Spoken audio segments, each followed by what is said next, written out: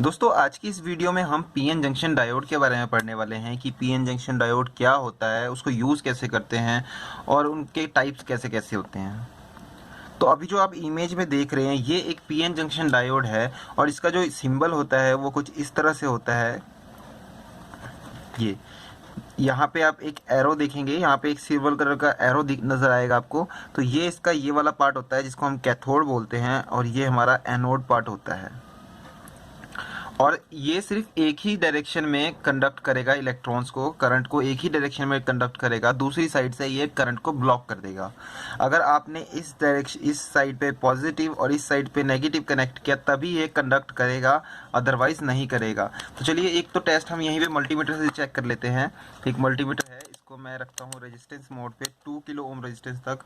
अब अगर मान लीजिए मैंने इस पे ये साइड नेगेटिव कनेक्ट किया और ये साइड पॉजिटिव, तो आप इसकी रेजिस्टेंस देखेंगे इन्फानाइट आ रही है, मतलब रेजिस्टेंस ओपन शो कर रही है, बहुत ज़्यादा रेजिस्टेंस शो कर रहा है। वो मेगा ओम्स को भी क्रॉस कर जाएगा, इसकी रेजिस्टेंस बहुत ज़्यादा हाई हो जाती है, तो ये एक साइड से करंट को ब्लॉक कर देता है। अब अगर मैं इसकी पोलैरिटी चेंज करके एनोड वाली साइड पे पॉजिटिव कनेक्ट करूँ और कैथोड वाली साइड पे नेगेटिव, तो आप देखेंगे यहाँ पे जो इसकी रेजिस्टेंस आएगी वो कम हो जाएगी। तो अभी बहुत ज़्यादा हाई रेंज पे रखी हुई है, तो मैं इसकी रेंज कम कर लेता हूँ 2 किलो ओम तक और अब चेक करता हूँ।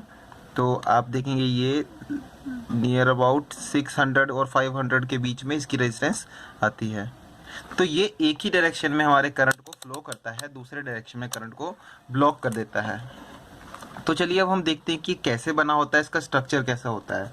और सबसे पहले तो हम समझते हैं पीएन जंक्शन डायोड को बनाने के लिए जो हम यूज़ करते हैं वो है सेमीकंडक्टर। जो मटेरियल यूज़ करते हैं वो सेमीकंडक्टर कहलाता है। और सेमीकंडक्टर ही क्यों? देखिए सेमीकंडक्टर नाम से जैसे पता चल रहा होगा वो सेमीकंडक्टर है, मतलब आधा कंडक्टर है, ना तो वो पूरी तरह से इंसुलेटर है और ना ही पूरी तरह से कंडक्टर है। तो जो सेमीकंडक्टर होता है पीएन जंक्शन डायोड को बनाने के लिए इसमें दो टाइप के मटेरियल को मिक्स किया जाता है, पी टाइप का मटेरियल और एन टाइप का।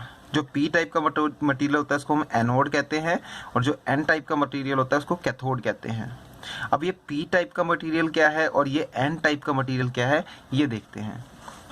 दोस्तों पीएन जंक्शन डायोड को बनाने के लिए इसमें जर्मेनियम या फिर सिलिकॉन की मदद लेते हैं।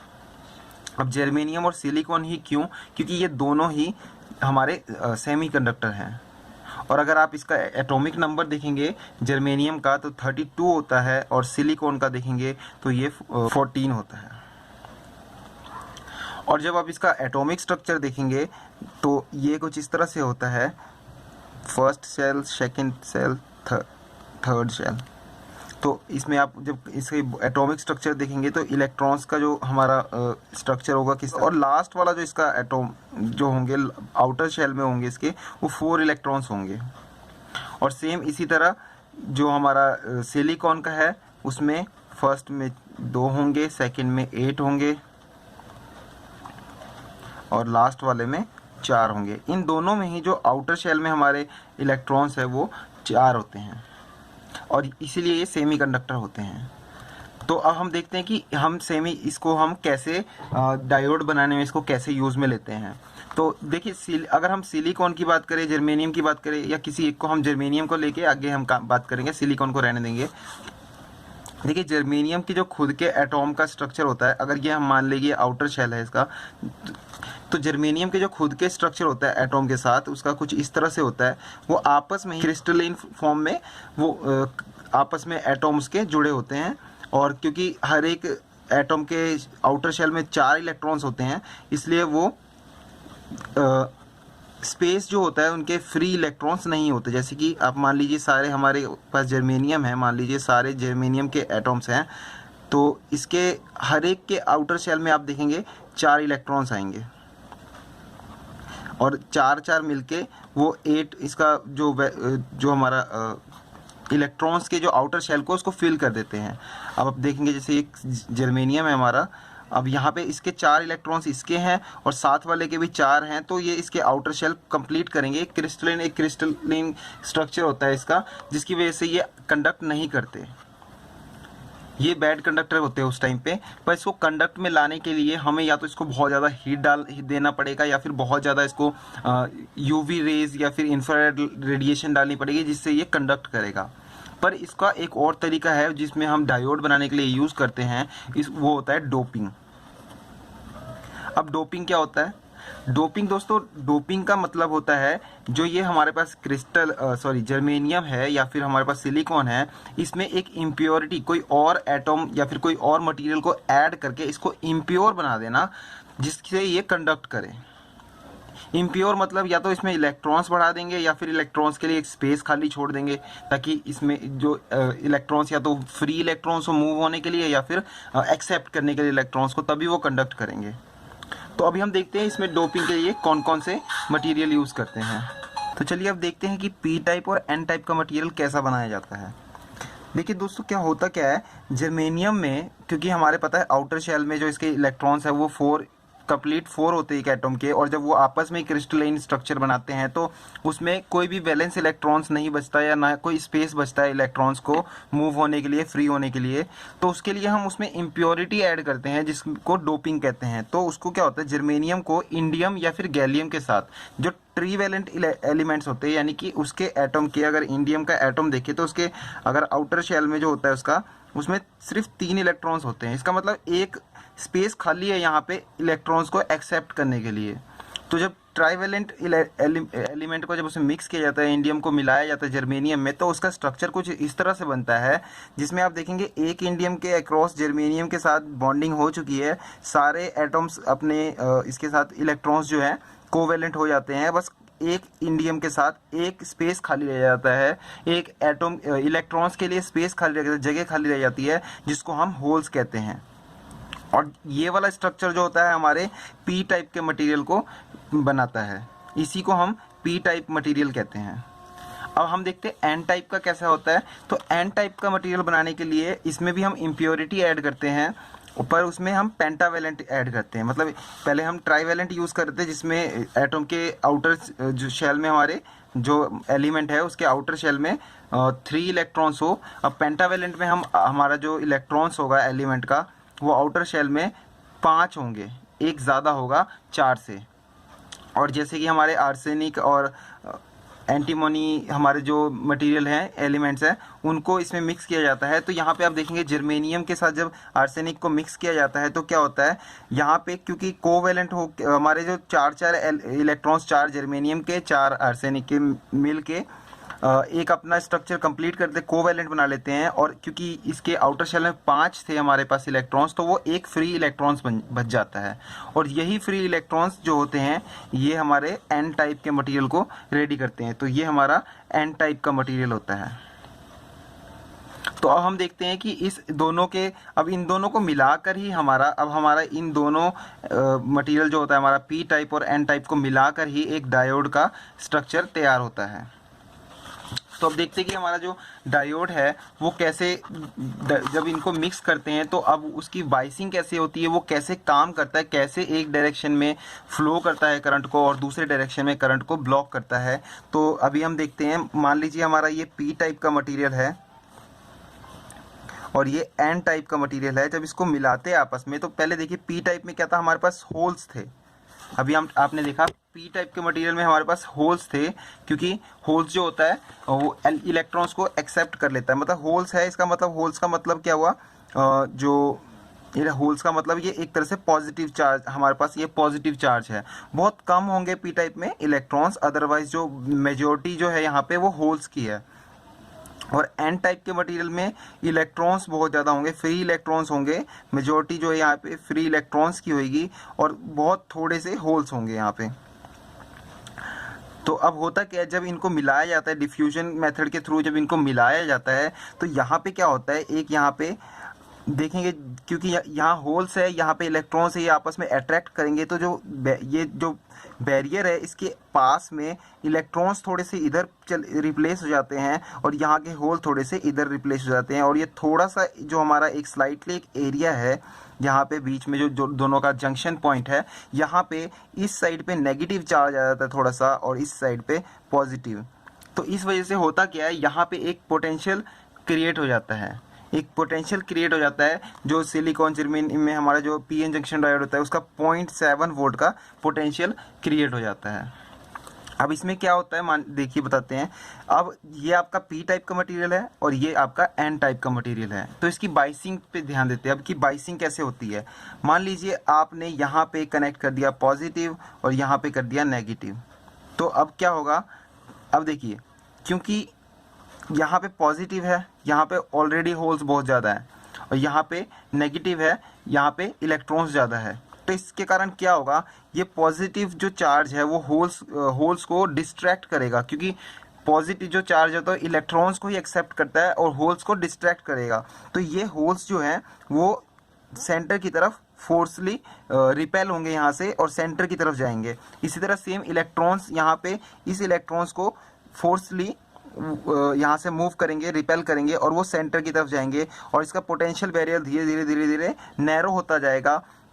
अब नैरो होने की वजह से क्या होगा, क्योंकि यहाँ पे होल्स बहुत इधर को आ रहे हैं और इलेक्ट्रॉन्स इधर को आ रहे हैं, तो इलेक्ट्रॉन्स के पास अब ये बहुत छोटा एरिया बचेगा इस बैरियर को जंप करके, क्योंकि ये होल्स यहाँ पे हैं वो इलेक्ट्रॉन्स को एक्सेप्ट करने के लिए रेडी है। तो जो इलेक्ट्रॉन्स होंगे वो यहाँ से यहाँ एक होल में जाएंगे और यहाँ से यहाँ इलेक्ट्रॉन्स मूव होने शुरू हो जाएंगे। और क्योंकि यहाँ पे जो पोटेंशियल है, यहाँ पे एक ज़्यादा फोर्स, हम इस वाले पोटेंशियल से ज़्यादा फोर्स का पॉजिटिव चार्ज है, तो वो इस इलेक्ट्रॉन्स को अपनी ओर अट्रैक्ट कर लेगा और वो इलेक्ट्रॉन्स यहाँ से मूव होने शुरू हो जाएंगे। और ऐसे ही जैसे जैसे यहाँ पे इलेक्ट्रॉन्स आते जाएंगे, पिछले वाले इलेक्ट्रॉन्स उस इलेक्ट्रॉन्स की जगह ले लेंगे और उससे पिछले वाले उस इलेक्ट्रॉन्स की, और यहाँ से जो इलेक्ट्रॉन्स रिलीज होंगे वो इसमें इंसर्ट होंगे, और ऐसे ये हमारा कंडक्ट करना शुरू कर देता है। इलेक्ट्रॉन्स का एक लूप बन जाता है, सर्कल बन जाता है, जिसमें हमारा करंट फ्लो होना शुरू हो जाता है, और इसी को हम फॉरवर्ड बाइसिंग कहते हैं। फॉरवर्ड बाइसिंग में क्या होता है, हमारा पी टाइप के मटेरियल को पॉजिटिव से और एन टाइप के मटेरियल को नेगेटिव से कनेक्ट करते हैं, इसको हम फॉरवर्ड बाइसिंग कहते हैं। और अगर इसी को हम सपोज कीजिए इसी को हमने पी और एन टाइप के मटेरियल को, यहाँ पे हमारा पी टाइप का मटेरियल जिसमें होल्स ज़्यादा है और ये एन टाइप का मटेरियल जिसमें इलेक्ट्रॉन्स ज़्यादा है, इसको अगर हम रिवर्स वाइज कनेक्ट करेंगे तो क्या होगा, मान लीजिए ये हमने कनेक्ट कर दिया यहाँ पे नेगेटिव से और ये हमने कनेक्ट कर दिया पॉजिटिव से। अब यहाँ पे क्योंकि होल्स है, ये इलेक्ट्रॉन्स है, तो ये क्या करेगा, होल्स जो होंगे इलेक्ट्रॉन्स की तरफ अट्रैक्ट होंगे इधर को, और ये क्योंकि ये पॉजिटिव चार्ज है वो क्या करेगा, वो इलेक्ट्रॉन्स को अपनी ओर अट्रैक्ट करेगा। तो उसकी वजह से क्या होगा, ये इलेक्ट्रॉन्स इधर को मूव होने शुरू हो जाएंगे और ये जो होल्स हैं वो इधर को मूव होने शुरू हो जाएंगे, जिस वजह से यहाँ पे जो बैरियर है वो इंक्रीज होता जाएगा, और इस केस में ये बैरियर धीरे धीरे बहुत ज़्यादा बड़ा हो जाएगा, और फिर यहाँ से यहाँ इलेक्ट्रॉन्स नहीं जाएंगे, और वो इसीलिए हमारा जो हमारा पीएन डायोड है वो रिवर्स बाइसिंग में इलेक्ट्रॉन्स के फ्लो को ब्लॉक कर देता है। तो इस केस में हमारा इलेक्ट्रॉन्स फ्लो नहीं होता। तो एक टेस्ट भी करके देख लेते हैं। देखिए एक डायोड ले लेते हैं हम, यहाँ पे एक पीएन जंक्शन डायोड लेते हैं और उससे एक टेस्ट करते हैं। चलिए देखते हैं। तो चलिए एक प्रैक्टिकल करके देखते हैं कि फॉरवर्ड बाइसिंग और रिवर्स बाइसिंग में हमारा जो डायोड होता है वो काम करता कैसे नहीं है या कैसे ब्लॉक करता है।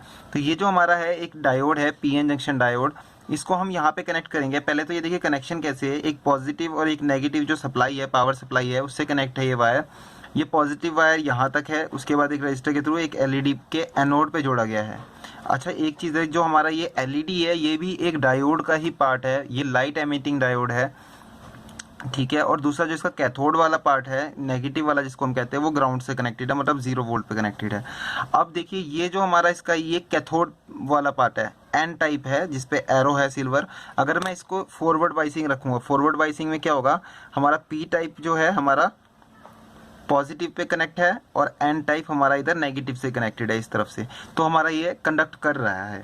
पर जब हम इसको उल्टा कनेक्ट करेंगे, रिवर्स बाइसिंग में कनेक्ट करेंगे, तब आप देखेंगे ये कंडक्ट नहीं करेगा। अब हमारी एलईडी नहीं जलेगी क्योंकि इसने इस साइड पे ब्लॉक कर दिया है इसको। तो ये जो सिस्टम है ये हमारा डीसी को पास करता है, वो भी सिर्फ फॉरवर्ड बाइसिंग में, और रिवर्स बाइसिंग में उसको ब्लॉक कर देता है। तो अब हम देखते हैं कि ये एज ए रेक्टिफायर कैसे यूज़ होता है। तो चलिए समझते हैं कि रेक्टिफायर क्या है। देखिए रेक्टिफायर जो है हमारा, डायोड को यूज़ करके हम रेक्टिफायर कैसे बनाते हैं। रेक्टिफायर भी 3 तरह के होते हैं। एक होता है हाफ वेव रेक्टिफायर,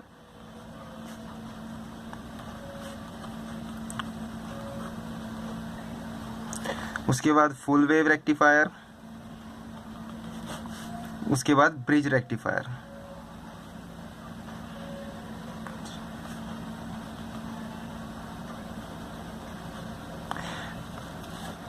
तो देखिए हाफ वेव रेक्टिफायर कैसे काम करता है। फर्स्ट सबसे पहले हमारा एक ट्रांसफार्मर होता है, हम इसकी बात करते हैं पहले। एक ट्रांसफार्मर होता है, उसके बाद उसमें हम एक स्टेप डाउन ट्रांसफार्मर लगाते हैं जितनी हमें वोल्टेज चाहिए होती है। सपोज हमारा ये 220 वोल्ट्स AC इन है, तो हमें अगर 12 वोल्ट का पावर सप्लाई बनाना है तो हम यहाँ पे 12 वोल्ट का ट्रांसफार्मर लगाएंगे जो हमारे 220 वोल्ट को 12 वोल्ट में स्टेप डाउन करके दे। लेकिन इस जगह पे भी हमारी जो सप्लाई होगी वो AC होगी।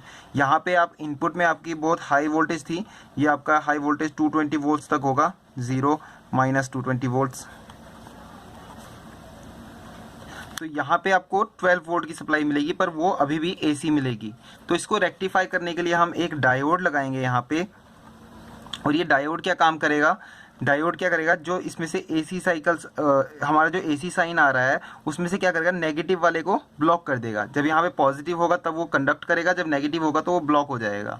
अब ये भी हमने देखा कि जो हमारा डायोड है सिर्फ एक ही डायरेक्शन में हमारा करंट को फ्लो करता है, यानी कि वो हाफ साइकिल नेगेटिव वाला है, इसको ब्लॉक कर देगा। तो आउटपुट में जो हमें यहाँ पे मिलेगी वो सिर्फ हाफ साइकिल मिलेगा, नेगेटिव टाइम पे 0 मिलेगा, उसके बाद फिर हाफ साइकिल मिलेगा, फिर 0 मिलेगा, फिर हाफ साइकिल मिलेगा। तो इस तरह से हमारा जो आउटपुट पे है वो सिर्फ पॉजिटिव मिलेगा, नेगेटिव नहीं मिलेगा। और जब हम यहाँ पे कोई लोड लगा देंगे तो ये हमारा आउटपुट पे कुछ इस तरह से आउट पल्सेस मिलेगी। लेकिन ये अभी भी DC नहीं है, प्योर DC नहीं है, ये पल्सेटिंग DC है। तो इसको फिल्टर करने के लिए हम यहाँ पे अगर एक कैपेसिटर लगा देंगे तो क्या होगा, कैपेसिटर चार्ज हो जाएगा और डाउन होने से पहले अगली पल्स आ जाएगी। तो आउटपुट में हमें कुछ 0 वोल्ट अगर ये है तो आउटपुट में हमें कुछ इस तरह की पल्सेस मिलेगी। और ज़्यादा फिल्टर करने के लिए हम इसमें इंडक्टर भी लगा देते हैं, एक कैपेसिटर भी लगा देते हैं। तो ये हम बाद में पढ़ेंगे कि इसको हम कैसे और प्योर फिल्टर करके हम प्योर DC लेते हैं। अब हम पढ़ते हैं फुल वेव रेक्टिफायर क्या है। तो चलिए फुल वेव रेक्टिफायर पढ़ने से पहले हम इसका एक प्रैक्टिकल देख लेते हैं। तो यहाँ पे आप एक सर्किट देख रहे हैं जिसमें मैंने एक ट्रांसफार्मर कनेक्ट किया। ये एक ट्रांसफार्मर है जिसकी आउटपुट हमारी यहाँ पे 12 वोल्ट की आउटपुट आ रही है। तो यहाँ पे जो 2 पिंस है, यहाँ पे 12 वोल्ट का ग्राउंड वाला हमारा यहाँ से कनेक्टेड है सीधे ग्राउंड पे नीचे, और जो हमारा पॉजिटिव वाला है उसको एक डायोड के साथ हम आउटपुट में एक रजिस्टर के साथ सीरीज़ में एक बल्ब को ऑन कर रहे हैं। और अभी आप देख रहे हैं जो हमारा डायोड है, डायोड से पहले जो ट्रांसफार्मर से सिग्नल आ रहा है वो हमारा साइन वेव है। पर जब हम डायोड के दूसरी साइड पे इसको लगाते हैं तो आप देखेंगे ये हमें सिर्फ पॉजिटिव साइकिल दे रहा है, जो नेगेटिव हाफ है उसको इसने क्लिप कर दिया। ये नेगेटिव हाफ हमें नहीं मिलेगी, जो नेगेटिव हाफ साइकिल था वो क्लिप कर दिया है, सिर्फ पॉजिटिव हाफ मिलेगी, जैसा कि अभी आपने सर्किट में समझाया था मैंने। अब इसको और फिल्टर करने के लिए हम इसमें एक कैपेसिटर कनेक्ट कर सकते हैं। 1 सेकंड के लिए हम इसको हटाते हैं और एक कैपेसिटर को कनेक्ट करके देखते हैं कि ये कैसे फिल्टर करता है। देखिए अब जैसे आप देख रहे हैं यहाँ पे अभी आपको जो साइन वेव वाली हाफ साइकिल आ रही है, जैसे ही मैं ग्राउंड और इसके पिन के बीच में मैं एक कैपेसिटर जोड़ूंगा तो आपने देखा ये वोल्टेज, अब जो बीच में जो गैप था वोल्टेज के, यहाँ पे देखिए ये जो बीच में गैप है, इस गैप को ये कैपेसिटर फुल कर दे रहा है। और यहाँ पे जो वोल्टेज है उसको हाई रखने की कोशिश कर रहा है, क्योंकि ये एनर्जी स्टोर कर रहा है। जितनी देर के लिए एनर्जी नहीं होती उतनी देर के लिए कैपेसिटर डिस्चार्ज हो रहा होता है और यहाँ पे हमें ये वेव्स मिल रही है। पर इसको और अच्छा करने के लिए हम इससे बड़ा कैपेसिटर लगा सकते हैं जो ज़्यादा एनर्जी को एब्जॉर्ब करेगा और रिलीज़ करेगा, देर तक ये रिलीज़ कर सकता है। तो हम थोड़ा सा बिगर कैपेसिटर लगा के इसको हम चेक करेंगे तो आप देखेंगे आपको प्योर DC मिल रही है।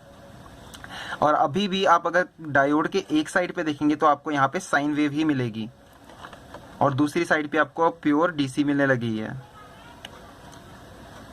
तो ये था हाफ वेव रेक्टिफायर कैसे काम करता है डायोड। अगर आप इसको यहाँ पे उल्टे डायरेक्शन में लगा देंगे डायोड को तो डायोड काम नहीं करेगा।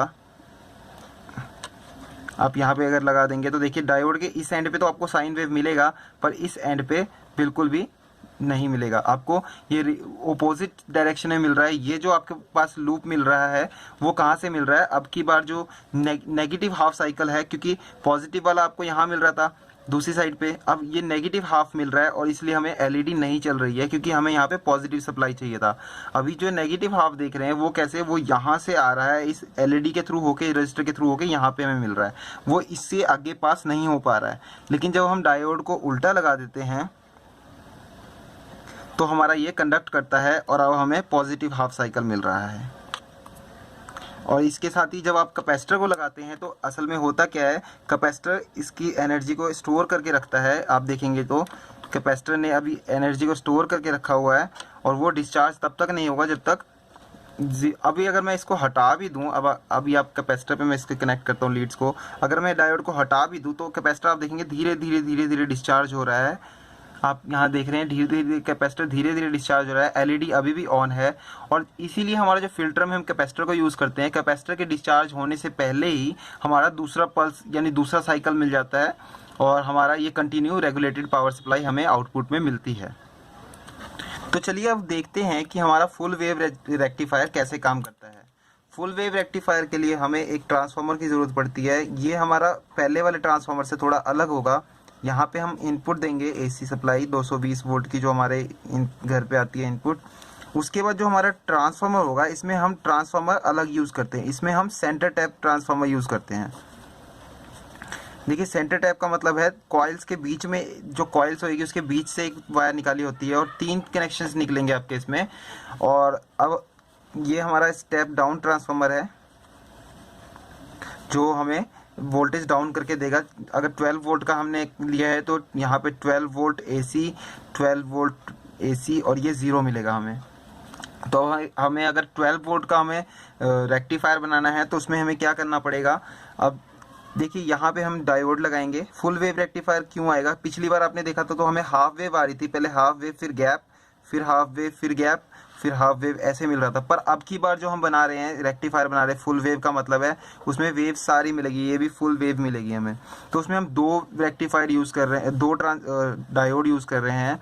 उसके बाद ये जो हमारा डायोड का वो आउटपुट होगा उसको हम आपस में कनेक्ट कर देंगे, क्योंकि देखिए पॉजिटिव साइकिल पे ये वाला हमें ऑन करके इसको कंडक्ट करेगा, नेगेटिव साइकिल पे ये वाला कंडक्ट करेगा ऐसे, और दोनों टाइम पे हमें आउटपुट मिल जाएगी। और यहाँ से एक हम न्यूट्रल वायर जो हमारी वो हमें आउटपुट में यहाँ मिल जाएगी। हम यहाँ पे सीरीज़ में एक रजिस्टर कनेक्ट करके हमने यहाँ पे एक एलईडी कनेक्ट किया हुआ था जो आपने पिछली बार सर्किट में देखा। अभी आप देखेंगे हम पिछले आपने हाफ वेव में देखा था, हमने एक रजिस्टर के बाद एलईडी कनेक्ट किया था और इस बार ही हमने एक फिर से कनेक्ट किया है सर्किट में। तो ये कुछ इस तरह से काम करेगा। जो हमें यहाँ पे देखेंगे तो आपको जो वेव्स मिलेगी वो साइन वेव 220 वोल्ट्स की मिलेगी। फिर इसके बाद ये हमें स्टेप डाउन करके दे देगा। उसके बाद डायोड के बाद यहाँ पे हाफ साइकिल, यहाँ पे भी हाफ साइकिल, पर दोनों ऐड हो जाएंगे तो दोनों फुल वेव का बनाएंगे, हमें आउटपुट में फुल वेव मिलेगी। और अगर हम इसके आगे कैपेसिटर को भी कनेक्ट कर देते हैं तो क्या होगा, हमारे पास जो सप्लाई है वो हमें फिल्टर होके मिलेगी ऐसे। तो चलिए ये कैसे काम करता है एक बार फिर से हम प्रैक्टिकल देखते हैं। अभी जैसे आपने सर्किट में देखा था, ये यहाँ से 3 कनेक्शन आ रहे हैं जिसमें से एक कनेक्शन पे हमने पहला डायोड लगाया है, दूसरे वाले कनेक्शन से हमने दूसरा डायोड लगाया है और उसको फिर इस जंपर वायर के थ्रू आपस में कनेक्ट करके एक रजिस्टर के थ्रू एक एलईडी कनेक्ट की है। और इस एलईडी के साथ जो हमारा दूसरा जो ग्राउंड वाला पिन है वो डायरेक्टली हमारा यहाँ से आ रहा है ट्रांसफार्मर से, जो भी आपको सर्किट में दिखाया था। तो हमारा जो देखिए क्या हो रहा है, हमारा हाफ वेव, अब इसमें हम इसका वेव्स चेक करें कैसी वेव्स आ रही है तो यहाँ पे देखेंगे आप साइन वेव मिल रही है, आपको इस पे भी साइन वेव मिल रही है। पर इसके आउटपुट में जब आप देखेंगे तो आपको फुल वेव मिलेगा। देखिए ये फुल वेव है आपकी, और 2 वेव्स के बीच में गैप नहीं है, फुल वेव है। और अगर हम यहाँ पे कैपेसिटर अटैच कर दें तो क्या होगा, कैपेसिटर चार्ज होगा और डिस्चार्ज होगा और जो हमारी एनर्जी को स्टोर करके रखेगा, तो हमें आउटपुट में फिल्टर प्योर डीसी मिलेगी। तो यहाँ पे जैसे ही हमने कैपेसिटर लगाया तो आप देखेंगे अब हमारी वोल्टेज डाउन नहीं हो रही है, ये 0 वोल्टेज है, 0 तक डाउन नहीं हो रही है। अगर मैं अभी ट्रांसफार्मर को बंद कर देता हूँ तो आप देखेंगे डिस्चार्ज, वो डायरेक्टली डिस्चार्ज हो गया है। वो तुरंत डिस्चार्ज इसलिए हो गया क्योंकि कैपेसिटर जो कैपेसिटी थी इसकी कम थी। अब हम थोड़ा बड़ा कैपेसिटर लगा के देखते हैं तो उसमें आप देखेंगे कि ये ज़्यादा देर तक पावर को होल्ड करके रख सकता है, तो जिससे कि हमारा एलईडी बहुत देर तक चल सकता है। तो अब जैसे ही मैंने इसको कनेक्ट किया, अब आप देखेंगे ये फिल्टर कैपेसिटर हमने यूज़ किया तो यहाँ पे डीसी क्लीन आने लग गई, हाई वोल्टेज आने लग गई। अब अगर मैं ट्रांसफार्मर को बंद कर दूँ तो आप देखेंगे इसकी वोल्टेज धीरे धीरे डाउन होएगी। तो यहाँ पे हमें साइन वेव मिल रही है, प्रॉपर डीसी वोल्टेज मिल रही है। तो इस तरह से हमारा जो है फुल वेव रेक्टिफायर काम करता है। अब हम देखते हैं कि हमारा ब्रिज रेक्टिफायर कैसे काम करता है। तो चलिए देखते हैं ब्रिज रेक्टिफायर कैसे काम करता है। रेक्टिफायर के लिए भी सिंपल हमें एक ट्रांसफार्मर ही चाहिए होता है पहले, और स्टेप डाउन ट्रांसफार्मर। पर ये हमारा सिंपल पहले वाला जैसे हमने हाफ वेव रेक्टिफायर में यूज़ किया था वैसा ही ट्रांसफार्मर है ये। और इसमें हमें 2 वायर्स मिलेंगी आउटपुट में, स्टेप डाउन होगा, ये भी हमें स्टेप डाउन करके देगा हमें पावर। तो जैसे यहाँ पे 2 कनेक्शंस आएंगे तो इसमें हम 4 डायोड यूज़ करते हैं, हाफ वेव में 1, फुल वेव में 2, ब्रिज रेक्टिफायर जब हम यूज़ करते हैं तो उसमें 4 डायोड यूज़ करते हैं। और ये कैसे काम करता है ये देखते हैं। देखिए ये कुछ इस तरह से कनेक्शन होते हैं इसके, अगर आप यहाँ पे देखेंगे तो ये ऐसे कनेक्ट करना है हमने इस एंड पे। अब यहाँ पे और यहाँ से हमारी आउटपुट आएगी। तो डायोड कैसे कनेक्ट होगा, देखिए हमने 2 एरो एक तरफ को रखने हैं, जो हमारा ये है, कुछ इस तरह से कनेक्शन होता है इनका। तो ये एरो ही डिफाइन करेगा आपको, यहाँ से पॉजिटिव सप्लाई आएगी और दूसरा यहाँ पे नेगेटिव।